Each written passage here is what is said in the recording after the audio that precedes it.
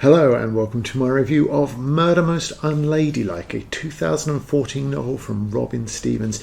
This series is now 11 books long, not counting a handful of extra shorts, and from my experience is very popular with young people. In America, this novel is known as Murder is Bad Manners, which is a terrible title. Set in an all-girl English boarding school during the interwar period, Murder Most Unladylike follows two third-formers who are inspired by the crime novels of the time, not least Sherlock Holmes, and set up a detective society. They soon come up against their biggest challenge when they discover the body of one of the school's teachers. Before we get any further into the story, just a quick reminder that you can use the slider below or the chapters in the description to skip this section if you like, but do not consider any part of this video spoiler free. The novel is narrated partially in the style of a case diary by Hazel Wong, daughter of an Anglophone father who sent her to school in England. There she finds some casual racism and befriends Daisy Wells, one of the popular girls in her year. The two form a detective agency but find little in the way of worthy cases until Hazel finds the body of Miss Bell in the gym and, after summoning help, returns to find that the corpse has been moved. Daisy is the only one that believes her story, and the two begin investigating. Many of their leads take the form of gossip about the interconnected lives of their teachers, most of whom may have had motive or opportunity to murder poor Mrs. Bell. Most of the leads, entertaining as they often are, don't get the girls very far towards solving the crime until they discover a diary from an old student, now deceased, that reveals all. Murder Most Unladylike comes in at about 320 pages, but this edition has a pretty big font and as much white space as can be reasonably included, so it's a much quicker read than might be expected.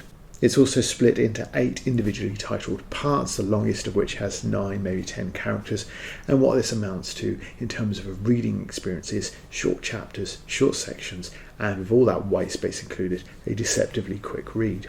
Additionally, like most children of their age, Daisy and Hazel don't sit still for very long. They're always dashing from place to place and hiding in cupboards prior to a little sneaking around, always with that added fear of getting caught by the prefects, if not the murderer.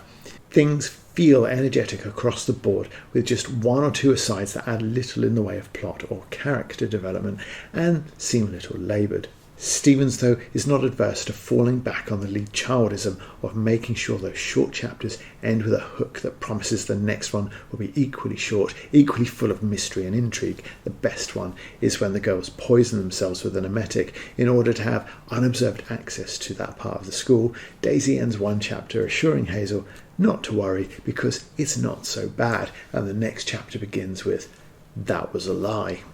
Generally, that light-hearted tone continues throughout, making a good contrast with the rushing around and mystery building. Hazel is, as a Chinese-born foreign student, a fish out of water, giving Stephens an opportunity to turn a critical eye on their British influence both home and abroad.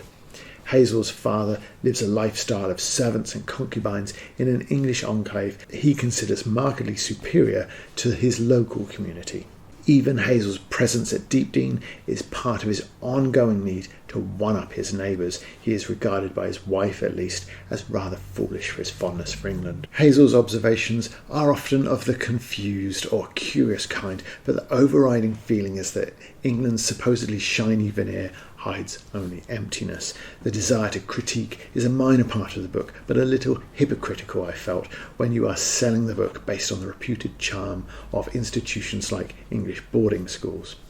Generally, the overall effect is comedic, contrasted further with a handful of examples of casual racism.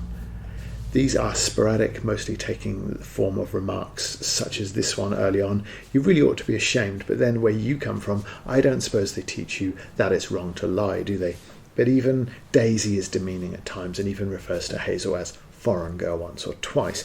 I think I'd prefer a book for this age group to promote a racial harmony message. This is, for the most part, not a book that over-concerns itself with realism, and I'd rather young people had more reasons to love literature and have fun with it. The more serious messages can be dealt with in more serious texts once they're used to picking up a book and enjoying the experience. And if I haven't explained myself very well there, consider which situation is going to be more influential in combating racism.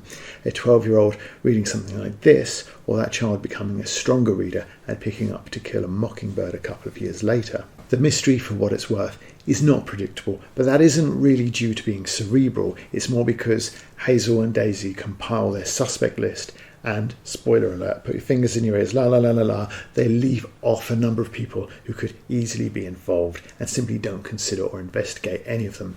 You can take your fingers out now. The revelation is a crushing disappointment when it comes. Hazel and Daisy find a hidden diary which spells everything out a little too painfully. I really expected better. Also, the police inspector is given the too on-the-nose name of Inspector Priestley, which I hated. But most of the demographic reading this may not actually have done that play in school yet, so they might not notice. Or they might not care, but I doubt anyone other than the author herself will offer Stevens the pat on the back she must have craved for it.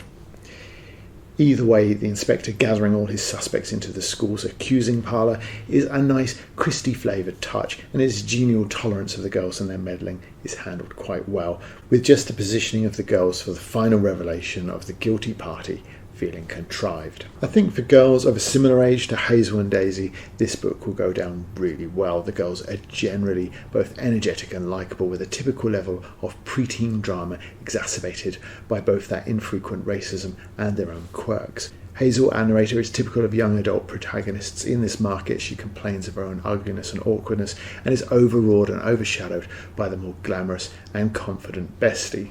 Daisy, blonde hair, blue eyes, and hiding her genius behind a skillful impression of someone half as bright as she actually is, occasionally oversteps the mark, adding to the interpersonal drama, and is quite likeable generally. She's a good foil for Hazel.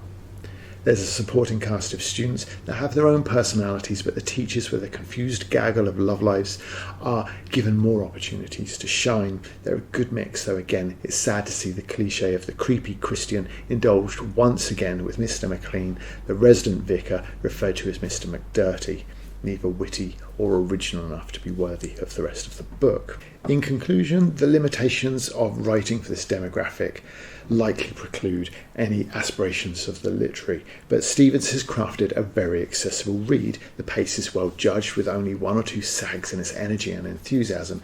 The two leads make a good double act, and their personal dramas are probably relatable among the target audience, but older audiences will enjoy Hazel's innocent observation of the adults around her as well.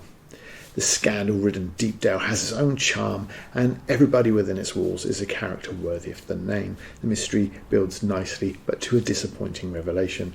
Overall, I think for an adult with any experience in this genre, this is likely to be a strong 6, maybe 7 out of 10, but for younger audiences, will be likely 2 or 3 higher than that. If you enjoyed this video, then liking and subscribing is the way to show your support for the channel and help it grow. Coming up, I have reviews of books by John Wyndham and Will Jordan, aka The Critical Drinker, and if you ring the bell, I will see you in the next one. Bye.